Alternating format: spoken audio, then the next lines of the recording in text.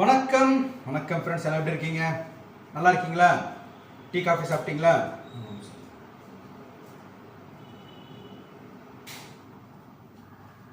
Fan of பண்ணிட்டேன்.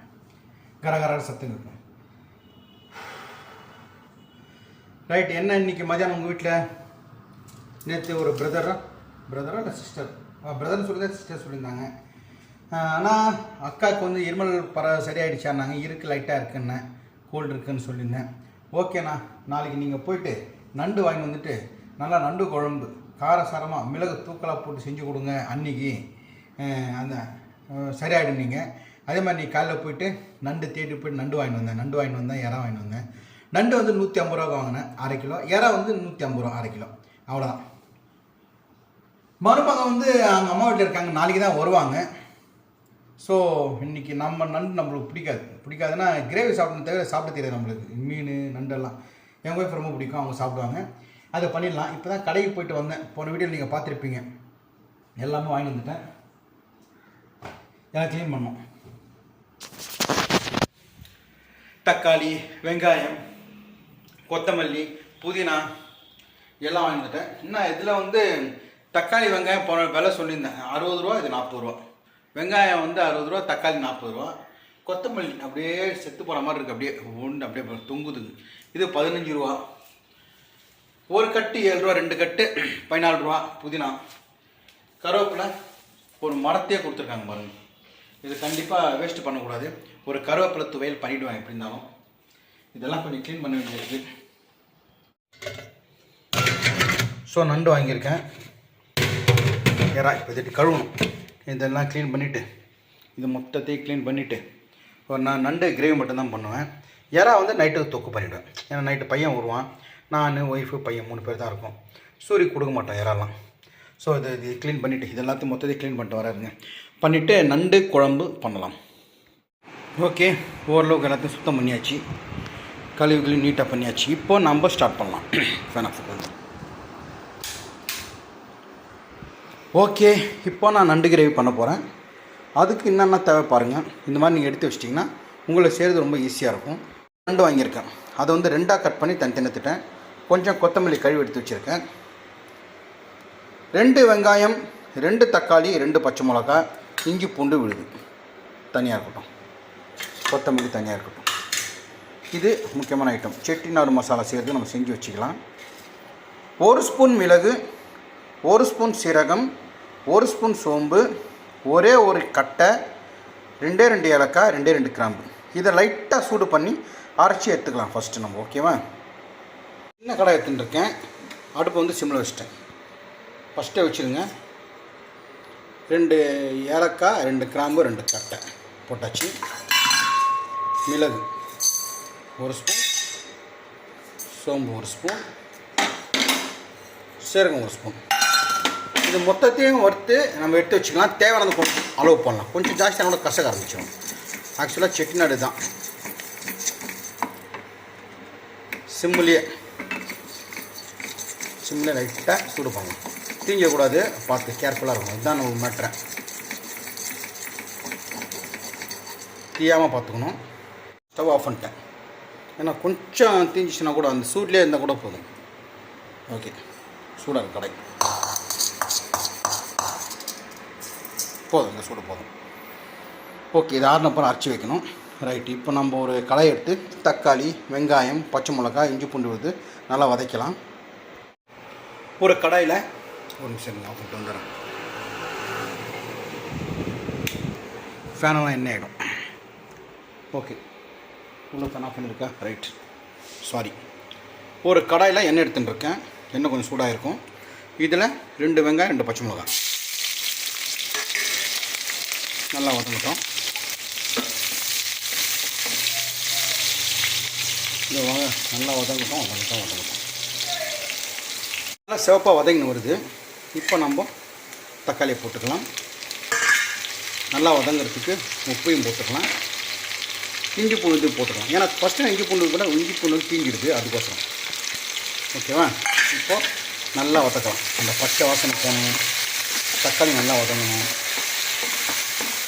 இப்போ நல்லா இஞ்சி பூண்டோட தக்காளி நல்லா வதங்கணும். வதங்கட்டும். இது நல்லா வதங்கட்டும். அதுக்குள்ளே நம்ம வந்து இது கொஞ்சம் ஆறிச்சான்னு பார்க்கலாம். நல்லா ஆயிடுச்சு. இதை நம்ம அரைச்சி எடுத்துக்கலாம் ஒரு மிக்ஸி ஜாரில், தண்ணி படாமல்.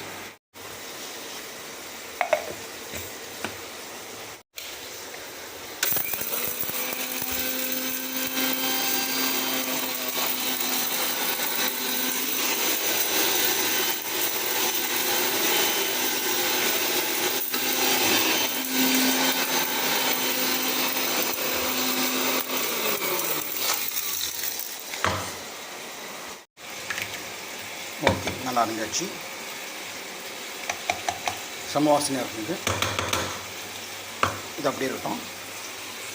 இப்போ இது நல்லா வதங்கிடுச்சு. என்ன பண்ணலாம், நண்டு போட்டுக்கலாம். போட்டு நல்லா பரட்டி விடலாம். மிளகாத்தூள் நம்ம வீட்டு குழம்புத்தூள் போடணும். இதுக்குள்ளே போடக்கூடாது. இது நல்லா ஓகே இருக்கு இல்லையா.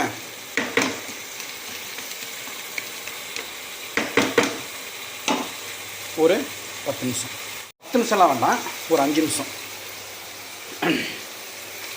மூடி வச்சுருக்கேன். ஓகே, இப்போ நம்ம ஒரு ஸ்பூன் வீட்டு குழம்பு மிளகாத்தூள் எடுத்து வச்சுருக்கேன். கொஞ்சோண்டு கொத்தமல்லி, இதுவில் போட்டக்கூடாது.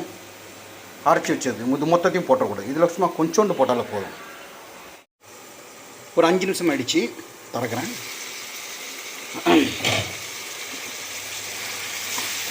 இப்போ நல்லா ஆயிருக்கு பாருங்கள். இப்போது தக்காளி வெங்காயம் நல்லா மேஷ் ஆகிட்டு. இப்போ நம்ம என்ன பண்ணோம்,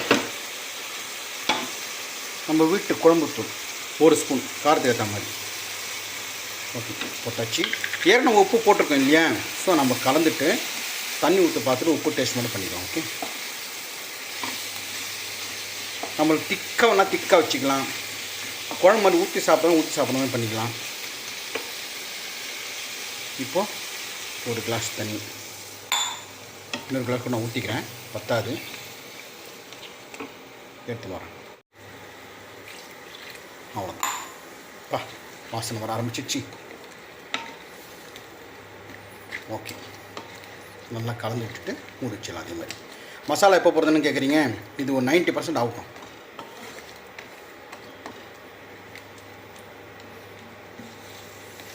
மாயோனி சல் மாயோனி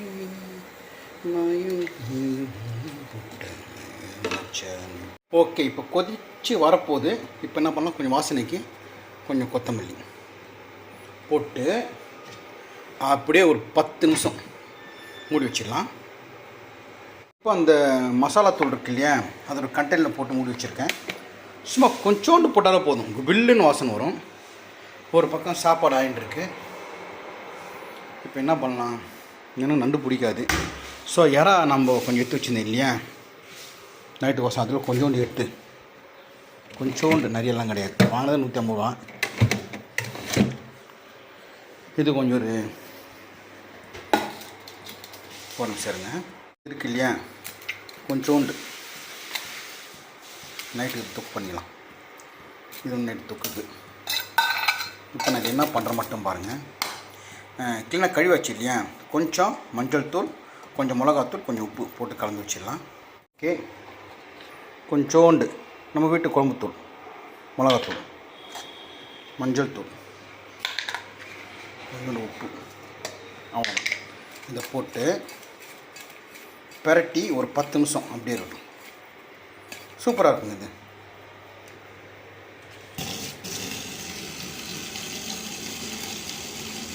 அவ்வளோ இது அப்படியே ஒரு பக்கம் வச்சிடலாம். வச்சிட்டேன். இது அப்படியே எண்ணெயில் போட்டு கொஞ்சம் கருவேப்பிலை போட்டு இதை அப்படியே நம்ம ஃப்ரை பண்ணிட்டு சாப்பிட வேண்டியதான் இது எனக்கு. ஸோ ஓகே, இப்போ இது ஆயின்ட்டுருக்கு. சார்ந்து பார்க்கலாமா?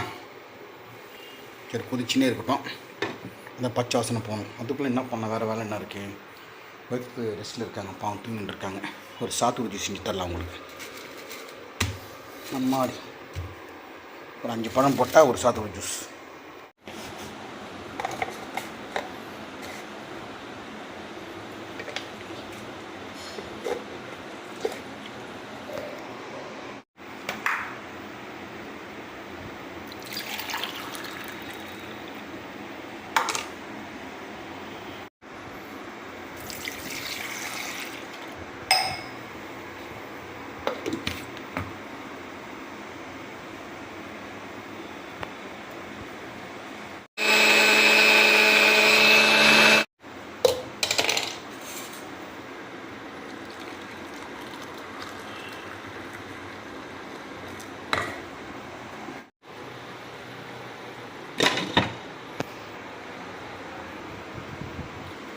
சாய்ராமா ரெஸ்ட் எடுத்து தூங்கிட்டு இருப்பாங்க நினைக்கிறேன்.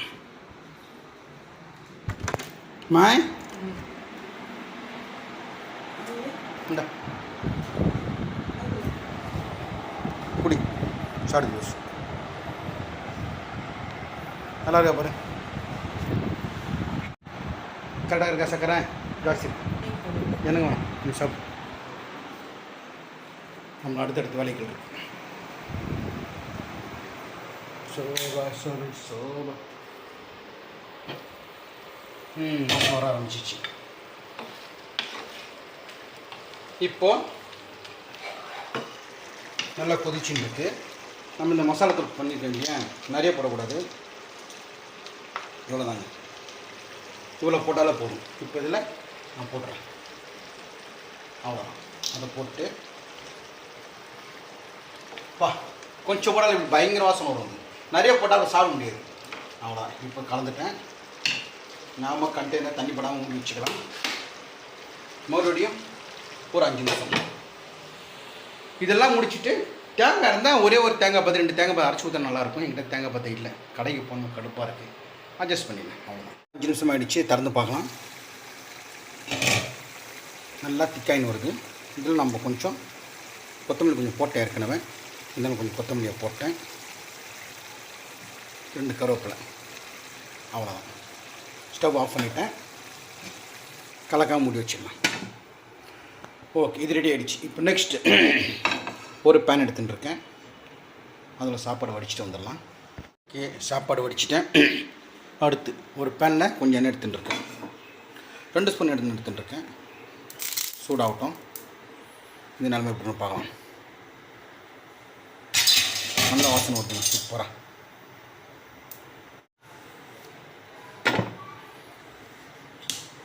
எண்ணெய் சூடாச்சுன்னா கருவேப்பிலை,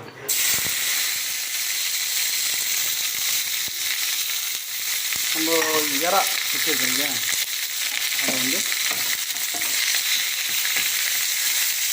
ஃப்ரை இறா, அவ்வளோதான். ஒன்றுமே கிடையாது, சூப்பராக இருக்கும்.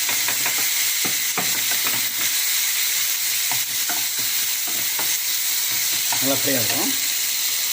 மீடியம் ஃப்ளேமில் வச்சுட்டு நல்லா ஃப்ரை பண்ணி இருக்க வேண்டியது தான். நல்லா ஃப்ரை ஆகட்டும். நல்லா ஃப்ரை ஆகிடுச்சு. இப்போ நான் ஸ்டவ்வை ஆஃப் பண்ணிட்டேன். ஸோ இது 2 ரெடி ஆகிடுச்சு. அப்பா முடிச்சுட்டுங்க எல்லா வேலையும். இந்த வேலை முடிச்சுட்டு சாமான் தொலைக்க வச்சுட்டு அப்பாடான்னு ஆகிடும். சாப்பிட கூட தேவை, அந்த மாதிரி ஆகிடுது. இன்றைக்கி எல்லாம் நம்ம வீட்டில் நம்ம ப்ரிப்பரேஷன்ஸ் பார்க்குறீங்களா, ஏற்கனவே காமிச்சிட்டேன். வாங்க. ஒயிட் ரைஸ், பூண்டு ரசம், எறா ஃப்ரை, நண்டு கிரேவி. அவ்வளோதான் இன்றைக்கி நம்ம வீட்டில். இந்த மாதிரி நீங்களும் செஞ்சு பாருங்கள். ரொம்ப சிம்பிளாக, ரொம்ப கஷ்டப்பட்டு செஞ்சாலும் சில சமயம் நல்லாயிருக்கும், நல்லா இருக்காது. கஷ்டப்பட்டு செஞ்சு நல்லா மனசு கஷ்டமாக இருக்கும். அது சிம்பிளாக செய்யுங்க, சூப்பராக இருக்கும். வாங்க சாப்பிட்லாம். அடுத்த வீடியோவில் பார்க்கலாம். தேங்க்யூ.